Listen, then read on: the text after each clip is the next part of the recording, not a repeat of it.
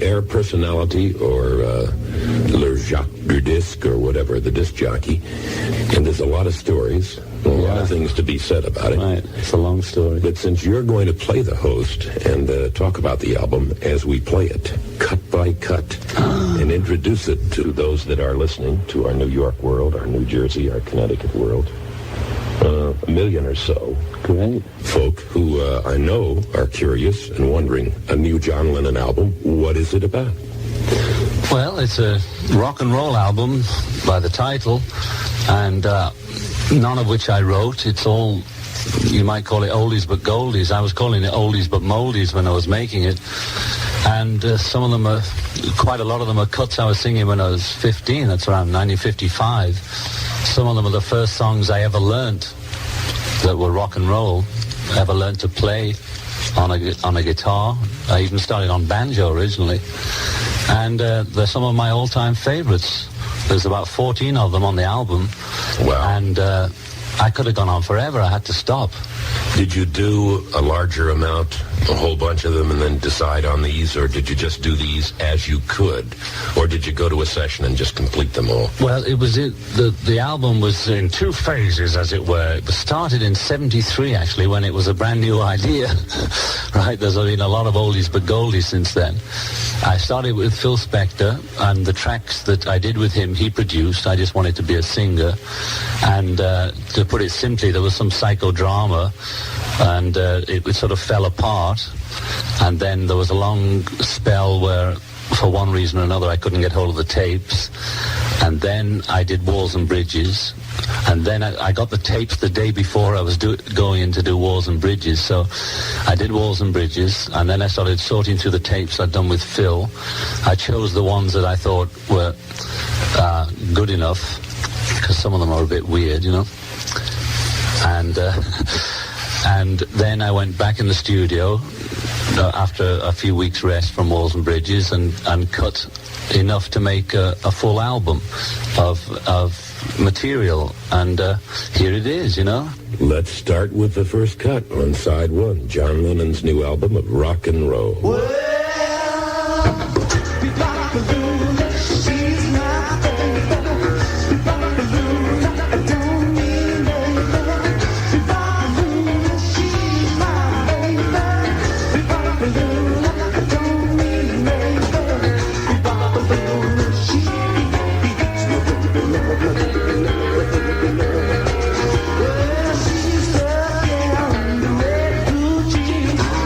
She's the queen of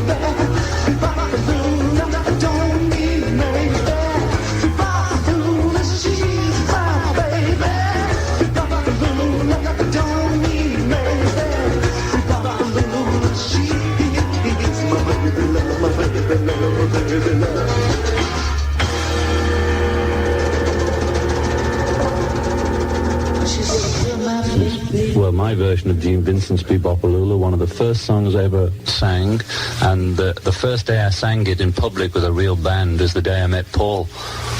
Oh, you met Paul for the first time then? Yeah. Where was that? In London? It was no. We hadn't left our little town of Liverpool then, right. And it was at a church hall garden party, and I was performing with a mutual friend of Paul of mine. Only I hadn't met Paul before. Another mutual friend who lived next door to me brought Paul along and said, I think you two will get along. And we met that day, and I was doing Bebopaloola that day, and it's always been one of my all-time favorites. Was Gene in England at the time? I think he... not at that time. Sooner or later he moved there. Yeah. The first time we met him, the Beatles met him, we met him at the Cavern, Liverpool. And Brian Epstein used to be very clever. That was our late manager, the Beatles' the first real manager. He used to bring the rock stars that were really not making it anymore, like Gene Vincent, Little Richard, no reflection on them, but they were coming over there for that reason. And he put us on the bill with them, the second billing, you see. So we'd use them to draw the crowd, and then they'd see us. And we met Gene Vincent backstage. Backstage it was a toilet. And we were thrilled. We were later in Hamburg with Gene Vincent and Little Richard. And there's still many a story going around about the escapades, especially with Gene, who was rather wild guy. I thought you were going to say especially with Little Richard. Well, because Little Richard is certainly not a tame person. I've done a couple of shows with Little Richard in this charisma thing. You don't know what he's going to do next, Well, it's hard for people to imagine how thrilled the four of us were to just even see any great American rock and roller in the flesh, And we were just almost paralyzed with adoration with both of them. And a side note is Little Richard's organist was Billy Preston. And he must have been, he looked about 10 then. I was going to say he must have been. But he was good then. Roy Orbison came over there too. That was later. After the Million Sellers, yes. He ventured over too. The same type of thing, I guess. That was later when we'd already began to make it a bit in England, and we were selling records, but we were still second on the bill. And one of our first big tours was second on the bill to Roy Orbison, and it was pretty hard to keep up with that man. He really put on a show, Well, they all did, but Orbison had that fantastic voice. You, in other words, in doing the rock and roll album, have selected things back from the past that you remember so well, associations with people and shows you did with various people who had done the numbers, and they're just your favorites. They're the things you want to do your way. Yeah. It's a new album. Oh, it's a brand new album. Oldies. A new album of oldies. Some of them, the ones I did with Phil, we spent more time changing them. But to finish it up, I finished it up quickly because it had been lagging behind, and it was like I was constipated with the album. So with the stuff that I finished off, I left it pretty much just variations of how the originals did it. In fact, I would have done it years ago, but I always was so in awe of the records that I wouldn't cover them, And when I came to the end of this album, I realized there's so many I hadn't touched. I didn't touch Jerry Lee, Carl Perkins, Early Presley, and so many people that, I could go on forever. Well, we'll see how this one goes, This one's been such a drama, and it took so long, I feel as though I'll be glad that it just is out, and, I can get on with my next album, whatever it is. Our guest is John Lennon, and if my memory serves me well, Benny King had a million seller of the next cut on side one. Yeah, Stand By Me was one of my big ballads. I used to score a lot of groupies with that song. It was rather my favorite, so let's go with this one. And you will again. Thank you.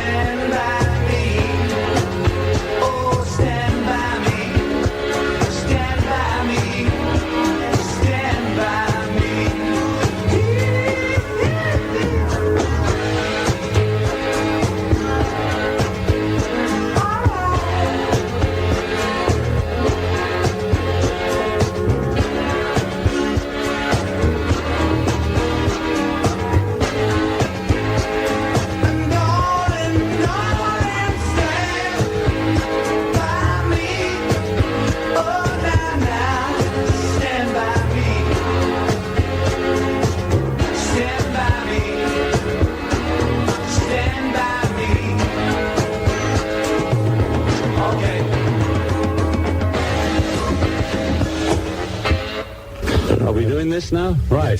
Hi, Corvettes, the world's largest seller of records and tapes, is offering super special prices for the holiday. Choose from the top stars like Minnie Riperton, LaBelle, Elton John, Goody, Neil Diamond and Carole King, plus Stevie Wonder, Temptations, Barry White, Love Unlimited, Jackson 5, Chicago, and many more. All LPs from Columbia, A&M, MCA, Motown, and 20th Century labels. Series 598 are sales priced at just $327 each, and Series 698, $387 each at Corvettes, now through Saturday. My own new album will be there too, probably this weekend, latest Monday. Go get it. Great. Is it going to be there, by the way? Yeah, I asked Capitol, and they said it'll be there possibly this weekend, definitely the early Monday or Tuesday. So, go get it, folks. It'll be in the stores. Well, it's Saturday night and I just got paid. By morning, don't try to say. My heart says go, go. Have a time for Saturday night and baby, I'm feeling fine. Gonna rip it up. Gonna rock it up. Gonna shake it up. Gonna ball it up. Gonna rock it up. And ball tonight. Got me a day and I don't be late. Pick her up in my 88. Shack on down to the Union Hall. When the cops start jumping, I'll have a ball. Gonna rip it up. Gonna rock it up. Gonna shake it up. Gonna ball it up. Gonna rock it up. And ball at night.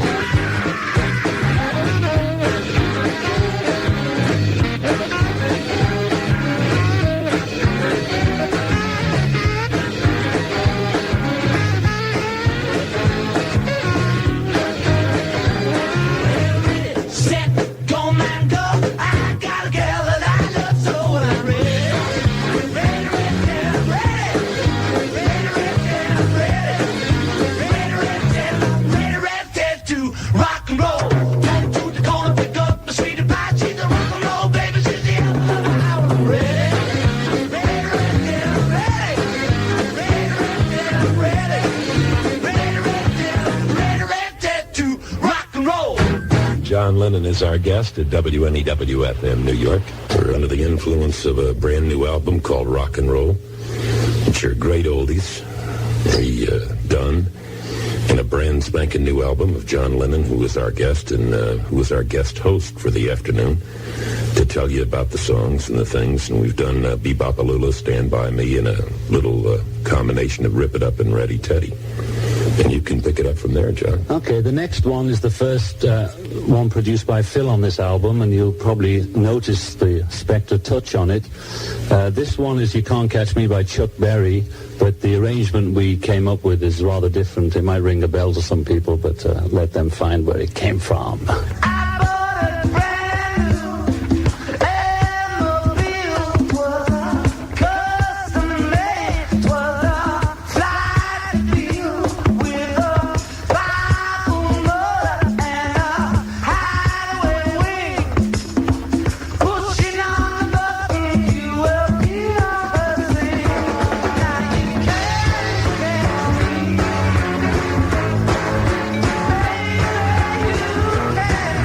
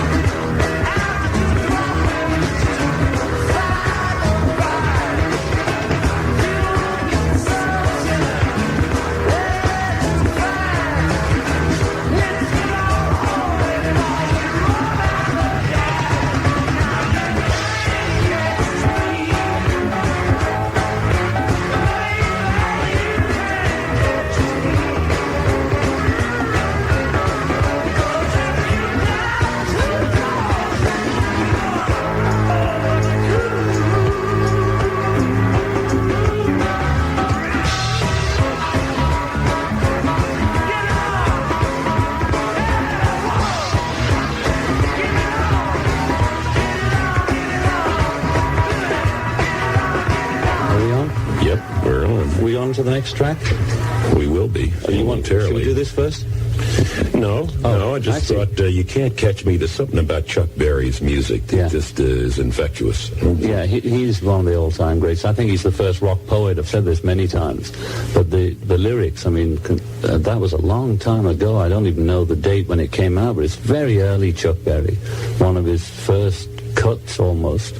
There was a similarity in his music, of course, in the melody parts and practically everything. He has an identification tag that's immediate. I mean, no matter whether it's you, Rod Stewart, whoever does, and everybody has tried the Chuck Berry things, and all of them have done them well. But he really has that identity thing, and yet I can remember doing record hops when they were popular, when Chuck Berry would go around and do free record hops. At the time, he had sold a lot of records, but there was no place in America where, for a live showcase, live concerts were not, no place would let quote unquote rock and rollers in. So record hops and other things they would do, and little shows at various places, but they couldn't really be exposed, and I think it held a lot of great talent back during those years. Chuck now in concert is a whole different ballgame, as is the dude who's involved with the next song, one of his umpteen million sellers. Yeah. Fats. Antoine Fats Domino. Yeah, he's been cutting big sellers since 1948 or something. So he was up before rock and roll even. Yes, and another thing, since I grew up in a city in New Orleans where Fats' home was, he once told me, and then you never think about it because he had so many hits, but he and Dave Bartholomew wrote the songs on expressions. People say, ain't that a shame? Yeah.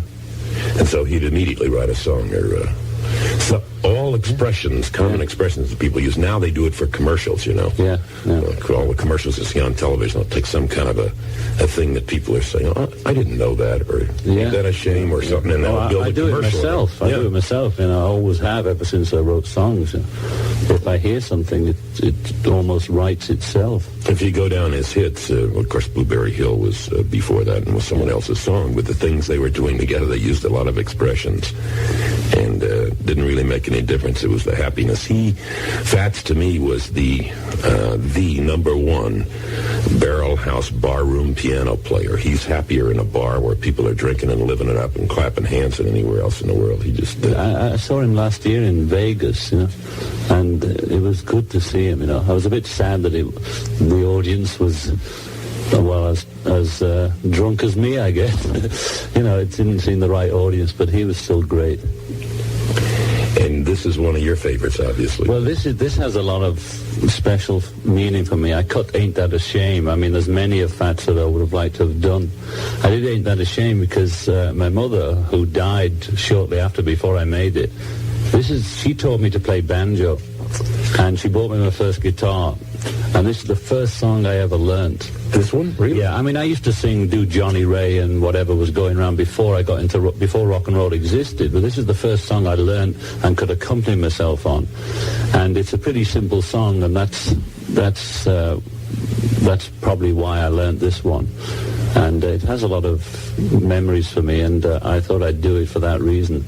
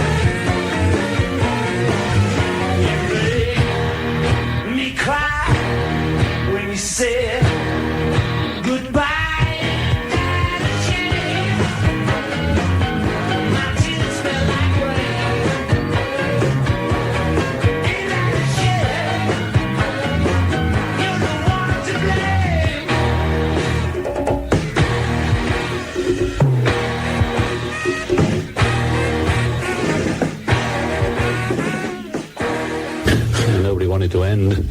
John Lennon's rock and roll album, which is having its premiere now this afternoon with John Lennon as the host, telling you about some of the things, his favorites, the old great songs, the old rock and roll songs, redone in this new album, which should be available sometime toward the end of the week or early next week, wherever you live. Got a great cover. Just a great cover on it. That was a picture taken of me in Hamburg in 63 or 62. And I've had it around for a long time. And I thought this was the perfect time to use it. And there are some mystery people on the front of it. And we'll have to guess who they are. I see, the funny thing, I started to laugh. I shouldn't be laughing because on the wall is graffiti. Yeah. This was in 1962 on the wall of the club. Yeah. Is some graffiti, and it's really come back into its own in New York every place you go. And I was thinking back earlier to Paul Simon wrote a little thing in one of the early Simon and Garfunkel albums about the poem on the underground wall and the four-letter word that the dude waited until the subway had passed and no one obviously was looking and wrote his four-letter word on a subway wall. It's only I think graffiti's been with us a long, long time. Sure It's here to stay. I like it myself. Evidently, the artists are there. It gives us a chance for expression. We're sharing all the chores and duties with John Lennon. So, John, if you will, please. Yeah. Here's a commercial. John Sher presents at the Capitol Theatre in Passaic, February the 14th, Linrid Skinrid and the Eric Burden Band. Hello, Eric. On February the 21st, Queen and special guest star Argent and Kansas. On February the 22nd, Billy Joel with special guest Melissa Manchester. And on March the 1st, Straubs. Tickets are available now at the Capitol Theatre box office. Call 201-778-2888 and all Ticketron outlets. Go get it.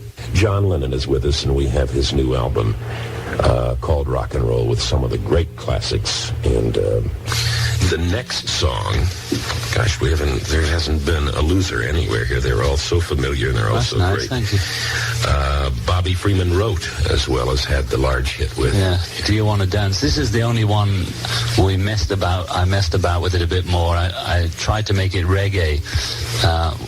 We'd been doing some jam sessions on the West Coast with a few friends, and this isn't that version, but I'd always trying to do it in a reggae feel. So this is, it makes you feel happy. I don't know whether it makes you want to dance. That's the problem, but it's definitely different from the original.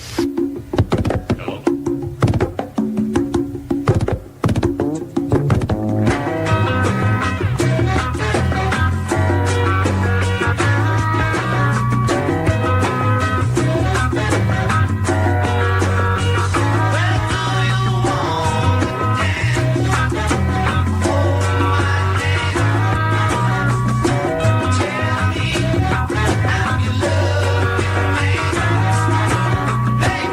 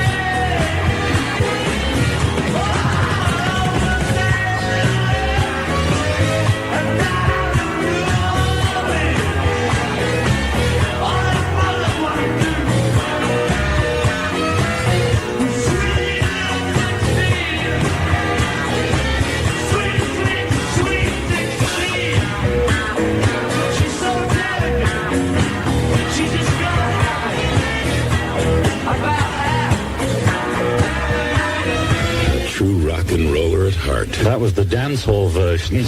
I call that of Sweet Little 16. Chuck Berry, yeah, the great Chuck. I guess maybe Sweet Little 16 is,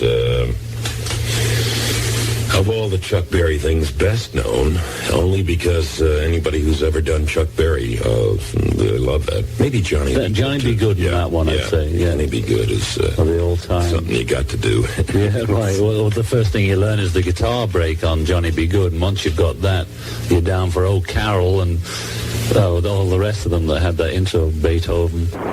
Well, we're perfectly delighted today to have as a surprise guest this afternoon and guest host John Lennon with his new album, which we'll continue with, the Great Goldies. It's a pleasure to be here, Scott. We really are having a good time, and we have a lot of songs left to go, as you said. See, we've done 1, 2, 3, 4, 5, 6, 7, 8, 9 so far. Wow. And that's only one side. Was it? Yeah, Although you have a couple of medleys there. Yeah, there's a medley there, yeah. It's more tracks than you usually get on an album, folks. There's more than you normally get.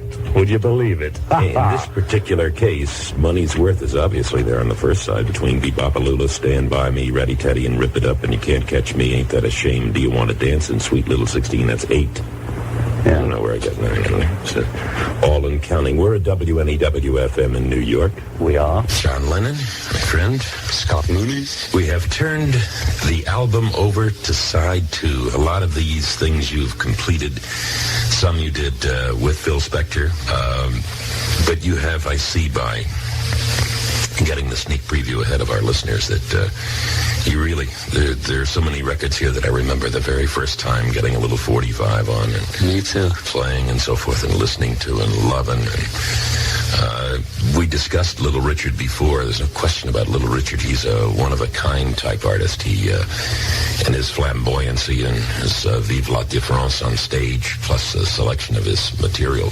Also a great influence on James Brown and Otis Redding. Yeah, I think so. Yeah, they admitted it. Is this your favorite of all the Little Richard things?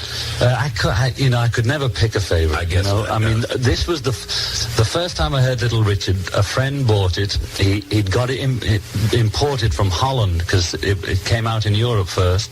The A-side was Long Tall Sally, and this was the B-side in England, Slipping and a Sliding. I also liked Buddy Holly's version, but I did a la Richard's version, although it's not quite the same, of course, because I ain't the great man.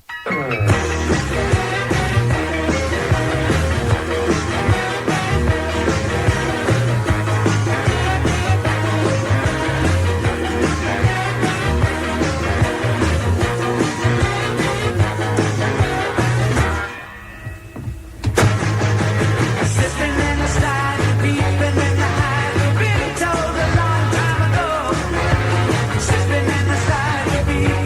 high, you've been told a long time ago.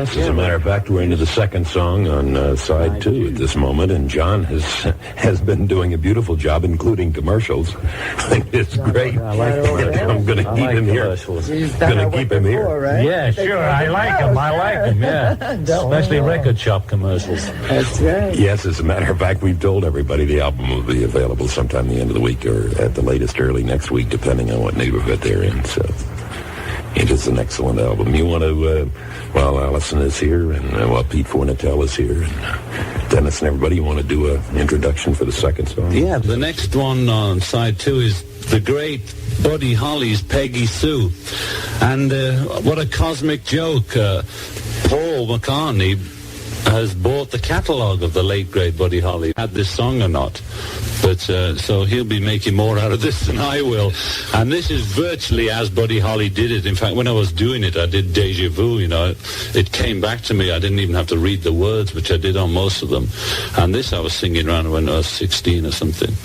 And it's virtually how Buddy did it, but not quite as good, but it'll do. Okay, here it is. Peggy Sue. Hello. Oh, sorry, Mike.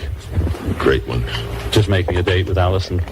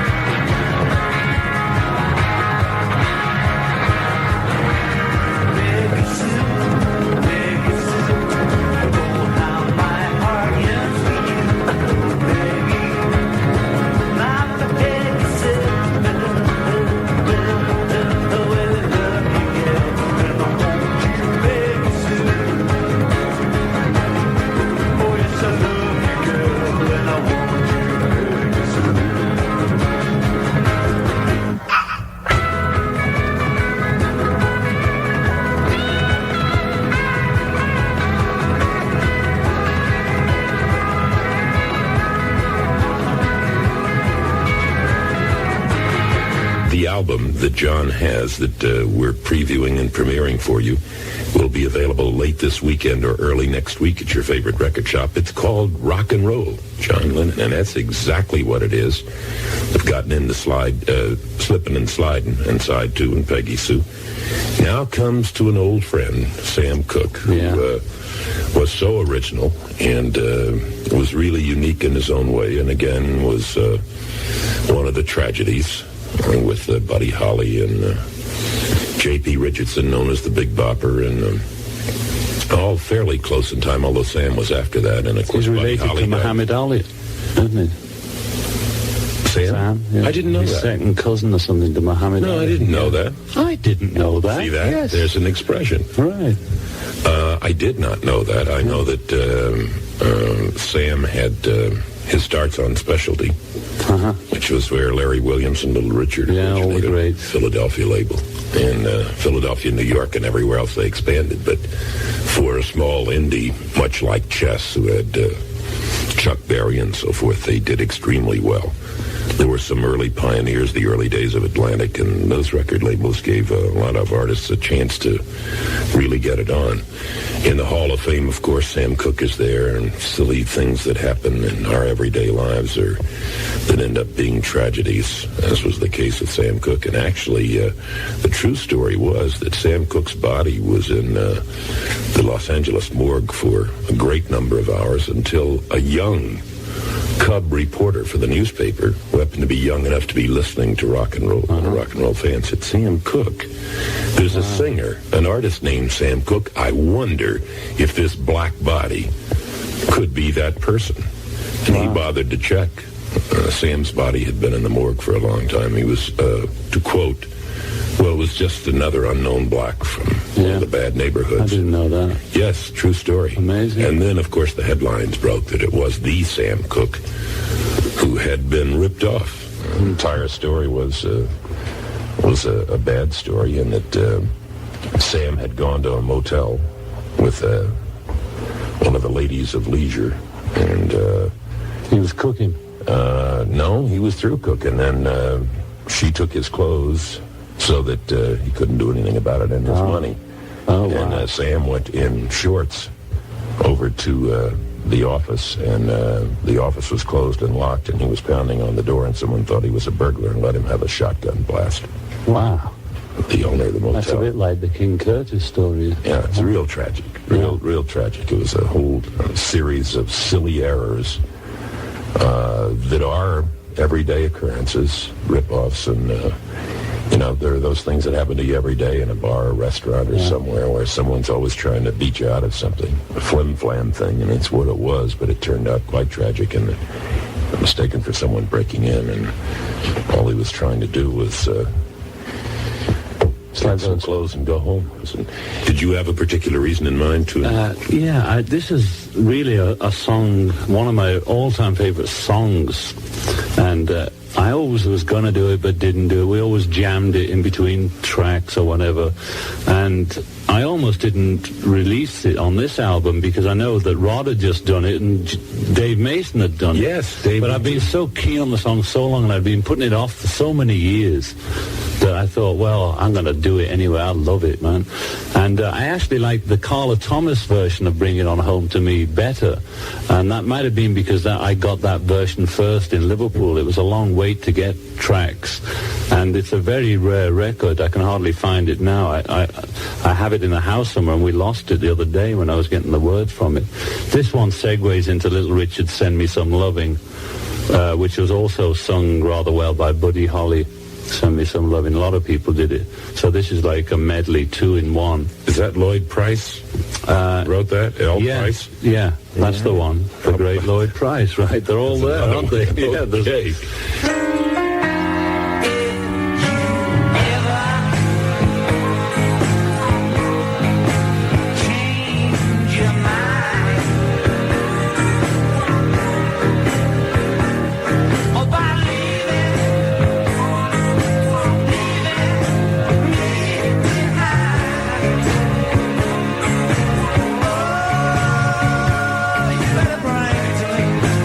Bring your sweet love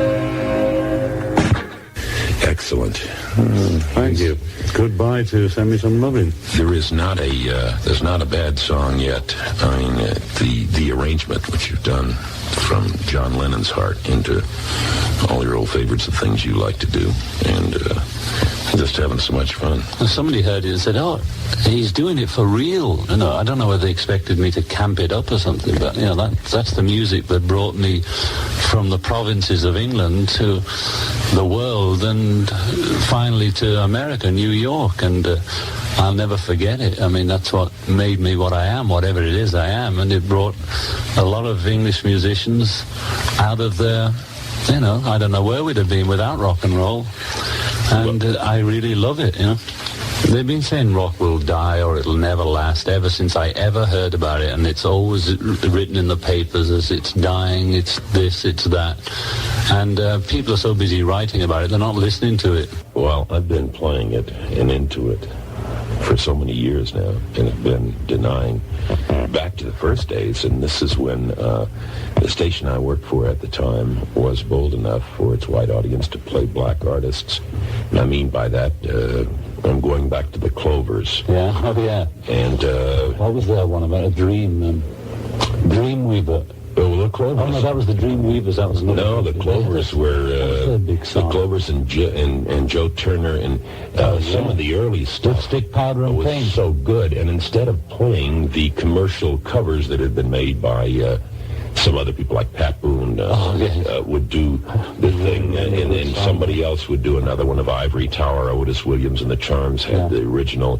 They would take these, the ethnic records as they were called then, and make a commercial copy for the mass audience. But it also helped introduce it, you see, because there was quite a time before I realized that Money Honey, say, by Elvis was originally Clyde McFadden, or maybe there was an even more original one, I don't know. No. And many of that, and Elvis's Lordy Miss Claudie, the pre-army, I call it, you know, Presley's pre-army material was very black. And that helped, although I'd been listening to people like Leadbelly and blues singers, I hadn't really realized that a lot of the songs the early white rockers were doing were black music, and they introduced me to a whole field of music that I wasn't really aware of. I was trying to think, and I did. I thought of her name, Gail Storm. Oh, yeah. Dave Edmunds did a great hit of hers. Right.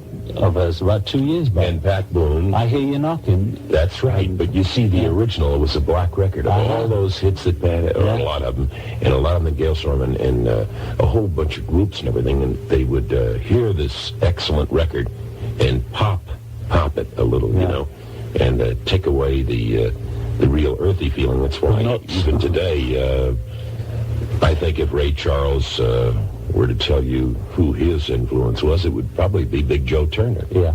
Let Her Roll. Well, that's what prevented me doing a lot of these things earlier, was I had such respect for the original versions, I wouldn't dare touch them, but I thought, well, time's going on, boy, you better do it now or never. Money Honey was Clyde McFadden. Honey Hush, Let Her Roll, Like a Big Wheel on the I remember Honey Hush by Johnny Burnett Trio, when he was a sort of Elvis. He had taken that as a Joe Turner thing. It was a Joe Turner thing.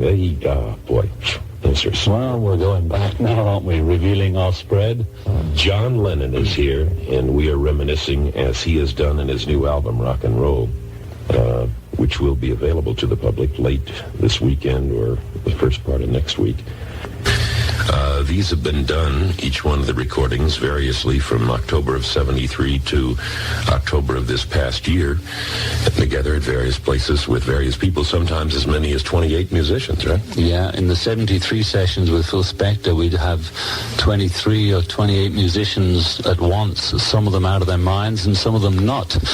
And there's a great many names on which I couldn't even begin to tell you. It'll be on the inside sleeve of the album, which we don't have with us, and it was enough just remembering who was there to get it down on paper, never mind who played what. So we just listed them all, and there's some of the all-time great names of rock that are still around on the musician scene, you know, from Leon to Leon Russell, who apparently played the piano on the Do Ron Ron on the early Spectre records. You know? I mean, I learned a lot just hearing from these musicians. I didn't know they'd been playing so long, you know. Also, you covered a lot of ground and territory since you started this project, because you did an album in between. Yeah, I had Walls and Bridges out in between this, because this sort of collapsed, as it were, and then I started on Walls and Bridges, and then I came out of Walls and Bridges and decided to finish this off while I was still on a groove and had the musicians round, so I virtually went right back in and finished this album off. And you are an excellent host, and we appreciate, too, your commercial venture. Oh, I'd like to. You've already passed your audition and you're hired, so just feel free at ease to do a commercial on WNEW FM. Should we do our Capitol Theatre Passaic? Why not? Why not? John will appreciate it. Okay. John Scher presents at the Capitol Theatre in Passaic, February the 14th, Linrid Skinrid and the Eric Burden Band on February 21st. Queen and special guest star Argent and Kansas on February 22nd. Billy Joel with special guest Melissa Manchester. And on March 1st, Straubs. Tickets are available now at the Capitol Theatre box office. Call 201-778-2888. And all Ticketron outlets. Do that. John Lennon's new album is rock and roll, and with a great cover, and inside more than greatness, because those of you who have been with us know the things that we've done, like Bebop-A-Lula and Stand By Me, Ready Teddy and Rip It Up and You Can't Catch Me, Ain't That a Shame, Do You Want to Dance, Sweet Little 16, Slippin' and a Slidin' and a Peepin' and a Hidin', and Peggy Sue, Bring It On Home to Me and Send Me Some Lovin', and it goes on. It does go on, yeah. We already mentioned the next artist, actually, in passing, which is Larry Williams, who was sort of a la Little Richard. He came after Little Richard, and I sang a lot of his songs. I did some with the Beatles, Dizzy Miss Lizzy, Bad Boy, and it was easier to do Larry Williams than Little Richard when you were doing it in the dance halls. He didn't have such a identifiable voice as Richard, and I found it easier. But he also had some great songs, and this is one of them called Boney Maroney.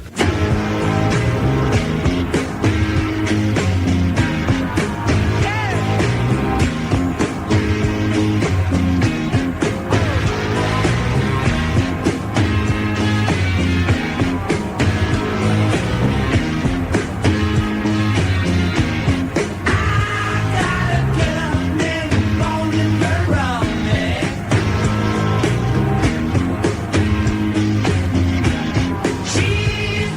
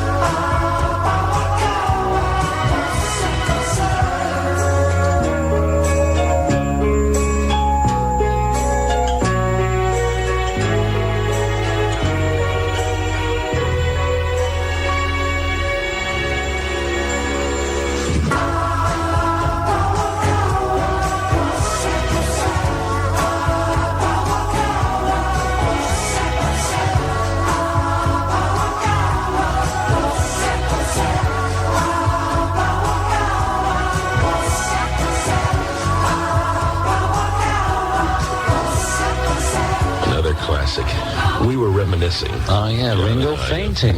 Yes. The first time you came to America in this huge flurry of activity and everything, and emerging from the triumph in Britain and all, and you're tired and confused and taken Excited. by awe and excited and all, and the difference in each one of you now versus that time 10 years ago over that is just amazing to me, because I remember we were in the hotel room with you and the confusion outside, and I do also remember that John Lennon was the one who did have the nerve to sneak out of the hotel.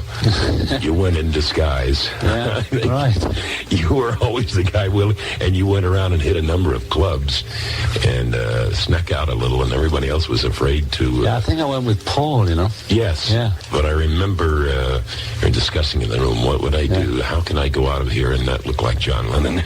Yeah, it was the nose that was always the giveaway. Whatever I did, it was the nose. I'd take the glasses. I mean, I didn't have the glasses. They weren't known those days anyway.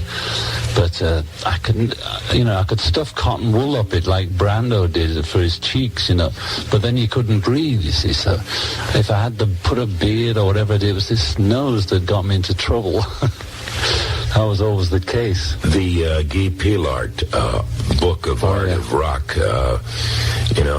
Rock Dreams, has on its cover the British and European version.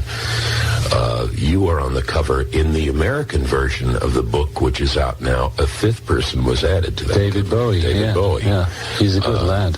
It was not in the European one, and I noticed immediately when the American copies came out, because I had the original one from Europe with you and Elvis. Yeah, I've got that. Me and Elvis, a dream come true. Eh? Yeah, it's really a striking cover, in the hamburger joint in the back to the 60s on, and I'm thinking about that picture as such with this album. Yeah, I took the cover off the English version and put it on the wall, because I'd like to have the one with David on, Bowie actually, but the English cover was larger. The American cover, they made it a smaller picture, the whole yes, thing, they did. which I think was stupid. The English cover was a large, took up the whole cover. Front and back. So I just ripped it off and framed it, because I couldn't get hold of the original paintings. But I got hold of one of the original paintings, which is the one he did of Beatles in Hamburg, which are from the same photographs or period by the same people that took the ones on the cover of this album. So it's all coming out.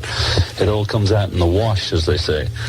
So it's the cover of my album here is you can see the similarity between the covers of the Pielart pictures in Hamburg. Yeah, he has people not quite as well known here that were better known in Britain. And Cliff Richards, Marty Wilde, and the ones that never made it over here. I was surprised that Elton John wasn't in the book. Apparently the first picture he did of this series of rock and roll, he did of Elton John, and maybe it wasn't as good as the others, maybe because it was the first one he tried. I was rather surprised. Rock and Roll. Just an exciting album, because I really like that. Thanks. Bringing back a lot of things in your style, and I have a lot of confidence that this is going to be a much talked about and very successful album. Enough so that you might sit back and say, you know what, now all those other things that I also like, maybe I'll do John Lennon's Rock and Roll, two of my things that I like and that everybody else liked and that we all grew up with and lived with and enjoyed and learned from. Yeah, it was hard to stop. It was really hard to stop at one point. There's so many great songs, and most of them I sang when I was 15, 16, and they just come back to you when you start doing them again. Even if you rearrange them, the words or the inflections come back, and it was really deja vu for me. It was yesterday. All your troubles seem so far away. That would be a good title for a song. A song title hit me. Someone said, I like it like that. Oh, remember and that? I said, the name of the place is I Like It Like That. And I said, what are you talking about? That's the name of I Like It Like That. Yeah, I don't know who did it. Come on, let me show you. Joe who? Joe Jones, somebody shouting through the window there. Erwin from Come on, let Capitol. me show you where it's at. Come on. Yeah, that's the one, yeah. I Like It Like That. There's so many of them that you could go on doing oldies forever. I know. I mean, and they keep creating oldies, so I mean, it's a whole business. What about Ya-Ya? Where did that one come from? Well, it came from What's his name's almost gone. I know about the song, and everybody remembers Ya Ya.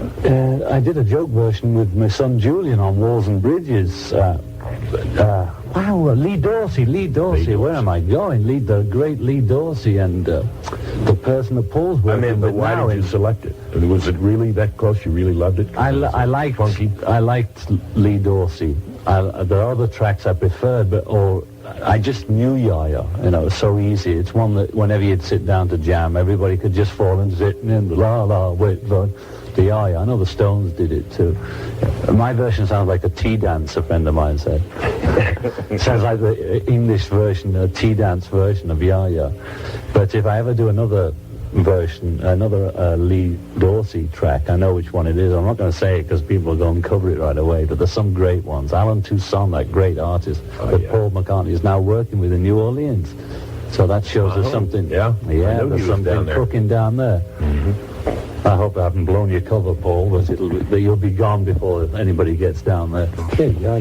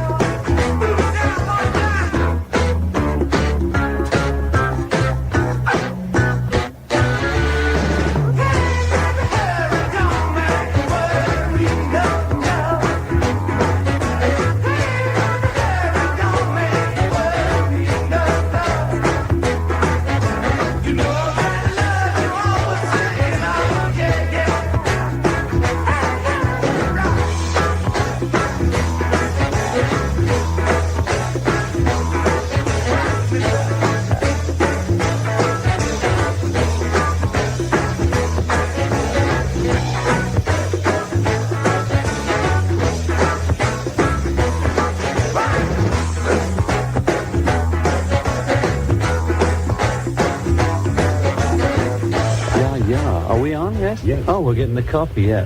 I just mentioned that there's I don't know what the exact term is, but there's a weird version of this album you might have seen advertised on TV last weekend, but it went on so quick you wouldn't see it. That is not the album, but that's a legal thing which I can't really go into, but it ain't the album that I produced. It's a sort of, funny version of it, and I wouldn't bother with it. Well, while you've been here this afternoon, you've got a lot of insight to the oldies and your new album and so forth, and a lot of reminiscent stories, people who were involved with the various songs and some of the fortunate and unfortunate things that happened to the various artists. Yeah. But you do have some sort of news, I understand, which I'm sure our listeners are not really aware of. Yeah, well, I would like really to dedicate this whole album to my very special friend and wife, Yoko, who you might not have heard that I am living with. And as I put it, our separation was a failure. You're back together again. We are. Those two inimitable loonies are back together again, and we're very happy. And this is like, I don't know. The next song really, when we get to it, really has nothing to do with anything or to do with either of us. So I'll dedicate the next song when we get to it, but the whole album to her. That's my past, and there it goes. When did they get together? Take place recently? About a week ago. Something like that. And it's not really been out. I think a little news came out in England. I can't remember how it got there.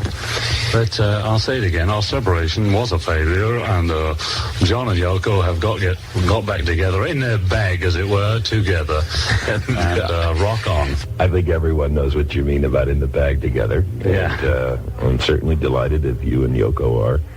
And I speak for our audience when I say that, because two people are together as much as they want to be, and as close as they want to be, and as often as they want to be. So this and the album, then, will be for Yoko from John. I know that you have to go, and I must say that the first 3 hours that we've spent together, my show seems like about 30 minutes, and it has just been a sheer pleasure and a lot of fun. To be here.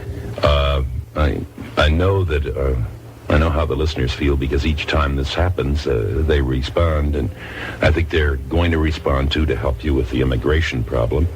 Well, thanks to all of them, either intending to or even wishing me well. You know, good wishes are useful too. I know it is, and I think petitions and letters and so forth that we will forward, if you'll mail them to John Lennon, WNEW FM, 565 Fifth Avenue, New York City 10017. We will see they get into proper hands. Those are your legally voted representatives who are representing us in Washington, our senators and our representatives, and they're the people that can do something for you at our wish. Well, I thank them all, and I also like to thank you, Scott. I enjoyed it. As I like DJing, you know. Will you thanks come for back? the exposure. I'll be back. Yes. Thanks. And you know, you're always good to me at this station. I appreciate it, and thanks a lot for having me. God bless you, and Yoko too. Yeah. Oh, yeah. That's Say the it new once news. more with the Yoko. Yeah, John and Yoko are back together again. Our separation was a failure. Goodbye, folks. We'll keep listening.